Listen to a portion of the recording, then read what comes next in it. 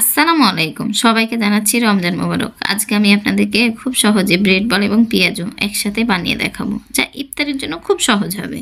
পেঁয়াজু এবং ব্রেড বল বানাটা ভালো লাগলে অবশ্যই চ্যানেলটা সাবস্ক্রাইব করবেন। ফেসবুক থেকে দেখলে পেজটি ফলো করে রাখবেন।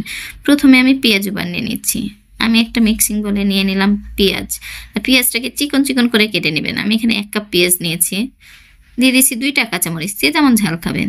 দিয়ে দিলাম 5 ফোড়ন, হাফ চামচ ভাজা জিরা গুঁড়া সামান্য, হলুদ গুঁড়া সামান্য, মরিচের গুঁড়া সামান্য, ধনিয়া গুঁড়া সামান্য, লবণ দিলাম হাফ চামচ, আদা রসুন বাটা হাফ চামচের একটু বেশি। এখানে আমি চালের শুকনা গুঁড়া দিলাম 2 চামচ, বেসন দিলাম 2 চামচ, কর্নফ্লাওয়ার দিচ্ছি 2 চামচ, বেকিং পাউডার দিলাম হাফ চামচ।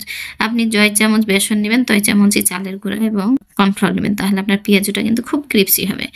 নর্মাল পানি দিয়ে হালকাভাবে আমি একটা ব্যাটার তৈরি করে নিচ্ছি। ডোটা খুব শক্ত হবে না, আবার খুব নরম হবে না। যদি ব্যাটারটা নরম করে দেন তাহলে পেঁয়াজুটা কিন্তু নরম থাকবে। আর ক্রিপসি খেতে চাইলে ব্যাটারটা একটু শক্ত শক্ত রাখবেন। দিয়ে দিলাম চুলা প্যান, আর প্যান আমি সয়াবিন তেল দিয়ে দিলাম, একটু বেশি করে নিয়ে নিয়েছি। তেলটা যখন গরম হয়েছে তখন আমি পেঁয়াজগুলোকে লেচি কেটে এভাবে শেপে দিয়ে দিচ্ছি। যে যেমন শেপ করতে পারেন, তবে পেঁয়াজু শেপটা এটাই ভালো লাগে। আমি এভাবে পেঁয়াজগুলো সব দিয়ে দিচ্ছি। আর অবশ্যই জালটাকে মিডিয়াম রাখবেন, হাই হিটে রাখবেন না। হাই হিটে রাখলে কি হয় যে দ্রুত পেঁয়াজগুলো লাল হয়ে যাবে, ভিতরে পেঁয়াজটা সিদ্ধ হবে না। এর জন্য জালটাকে রাখতে হবে মিডিয়ামে। আমার সব পেঁয়াজগুলো দেওয়া হয়ে গেছে। যখন নিচটা লাল হয়েছে তখন এরকম আমি ছাঁকনি দিয়ে উল্টে দিচ্ছি। আপনারা চাইলে খুন্তি দিয়ে বা চামচ দিয়ে বা কাঁটা চামচ উল্টাতে পারেন, যেটা দিয়ে সুবিধা হবে। আমি এখন এভাবে নেড়ে চেড়ে ভেজে নিব। আর দেখেন কালারটা কতটা সুন্দর এসছে। দেয় আমার পেঁয়াজুটার ব্রাউন কালার চলে এসছে। আমি এরকম একটা প্লেটের উপর টিস্যু নিয়ে নিলাম, তাহলে কি হয় যে এক্সট্রা তেলটা ঝরে যাবে।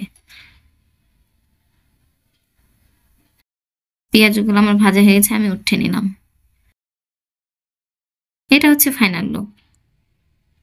আমি একটা পেঁয়াজ ভেঙে দেখাচ্ছি, দেখেন কতটা সুন্দর হয়েছে। অবশ্যই চ্যানেলটা সাবস্ক্রাইব করবেন। এখন আমি আপনাদেরকে খুব সহজে ব্রেড বল বানিয়ে দেখাবো।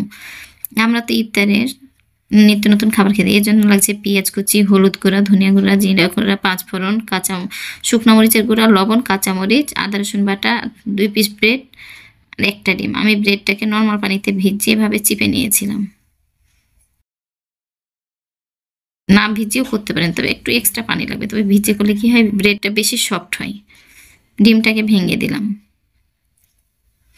সব মশলাগুলো দিয়ে এখন আমি পেঁয়াজ আর ব্রেডটাকে মাখিয়ে নিচ্ছি। কোট তৈরি করার জন্য আমি এখানে 2 চামচের মতো বেসন, 3 চামচ বেসন দিলাম।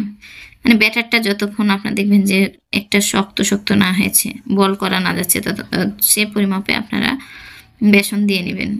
আমার চুলাতে তেল গরম দিয়েছিলাম। তেলটা যখন ভালো হয়ে গরম এসছে তখন আমি এভাবে বল বল শেপে দিয়ে দিচ্ছি।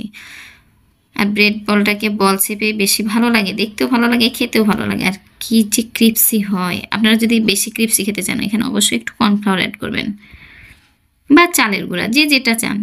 তবে ব্রেড বললে বেসনটাই বেশি পারফেক্ট চাই।